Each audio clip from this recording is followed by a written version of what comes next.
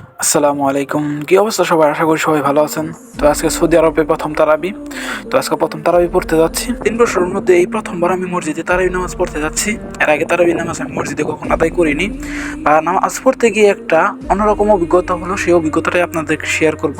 তো তড়িঘড়ি করে আমরা তাড়াতাড়ি করে বের হয়ে গেলাম, যাতে জামাত শুরু হওয়ার আগে আমরা তাড়াতাড়ি যাইতে পারি। সাথে আমার ছোট ভাই আছে এবং সাথে যাওয়ার সময় রাস্তায় মুদির সাথে দেখা হলো। তো তাদের সাথে হ্যান্ডশেক করে আমরা বের হয়ে গেলাম নামাজের উদ্দেশ্যে। তো মসজিদের কাছাকাছি এসে আমরা দেখতে পেলাম নামাজের জন্য ইকামত শুরু হয়ে গেছে।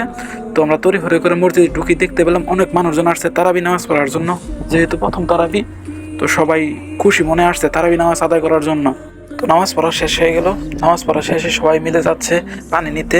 এখানে কিন্তু প্রত্যেকটা মসজিদে পানি দেওয়া হয়, যাতে মুসল্লিরা নামাজ শেষে পানি খেতে পারে। সবার সাথে সাথে আমিও একটি বোতল পানি নিয়ে নিলাম। তোমার ছোট ভাই বলতেছে যে আমি ওইখান থেকে পানি কেন নিচ্ছি, ওইখান থেকে সবাই নিচ্ছে, এখানে ফ্রিজের ভিতরে পানি আছে। তো আমি আর ওইদিকে তাকাইনি, তো ওইদিকে খেয়াল ছিল না, তাই আমি এখান থেকে পানি নিয়েছি। তো প্রথমে আপনাদের বলছিলাম যে এই নামাজে এসে আমাদের একটা অভিজ্ঞতা হয়েছে। সেই অভিজ্ঞতাটা হলো বেতের নামাজে যখন আমরা 8 রাকাত নামাজ শেষ করছি, তারপরে বেতের নামাজের জন্য যখন দাঁড়াইছে সবাই, আমরা বুঝতে পারিনি যে বেতের নামাজের জন্য দাঁড়াইছে। সাধারণত বাংলাদেশে কিন্তু ভোলে বেতের নামাজে দাঁড়ানো হয়, কিন্তু এখানে ভোলে দাঁড়ায়নি। তো তারপরে যখন বেতের নামাজ শুরু হয়ে যায়, আমরা পিছন থেকে নামাজে শরিক হয়ে যাই।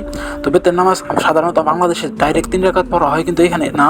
এখানে প্রথমে 2 রাকাত পড়া হয় এবং তারপর লাস্টে 1 রাকাত আলাদা করে পড়ে যখন 1 রাকাতের মধ্যে রুকুতে যাওয়া হয়, তখন রুকু শেষ করে এরা মোনাজাত ধরে, এটাকে আমরা দোয়া কুনুত বলি। তো তারপর নামাজ শেষ হয়ে যায়, আমরা নিয়ত করি সবাই মিলে হাঁটাহাঁটি করবো। তাই রাস্তার দিকে বের হয়ে হাঁটাহাঁটি করার জন্য মসজিদের সামনে দিয়ে। তো যাওয়ার সময় দেখতে পেলাম বলদের গাড়ির সাথে কে যেন খানা রেখে দিচ্ছে। এগুলো কিন্তু ভালো খাবার, এগুলো সৌদিয়ান রেখে দেয়। তারা অবশিষ্ট খাবারগুলো এখানে রেখে দেয়, যাতে খাবারটা নষ্ট না হয়, অন্য কেউ খেতে পারে। তো কিছু দূর হাঁটার পর একটা জায়গায় দেখতে পেলাম যে চাইনিজ লেখা একটা দরজার মধ্যে লাগানো আছে। আমরা ভাবলাম হয়তো বা এখানে চাইনিজ কেউ থাকতে পারে, চাইনিজ লোক থাকে, এই বিষয়ে আমরা কথা বলতেছিলাম এবং আগছিলাম। যাইতে যাইতে দেখতে পেলাম একটা গাড়ির মধ্যে অনেক সুন্দর সুন্দর পুতুল রেখে দিছে।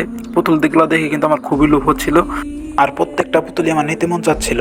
তো কিছুক্ষণ এগিয়ে গিয়ে আমরা একটা গাড়ি দেখতে পাই। তো গাড়ির সাথে আমরা সবাই মিলে পিক উঠি এবং প্লেসটা ভালো হওয়াতে আমরা সবাই খুশি মনে কিছু পিক এবং সেলফি উঠি।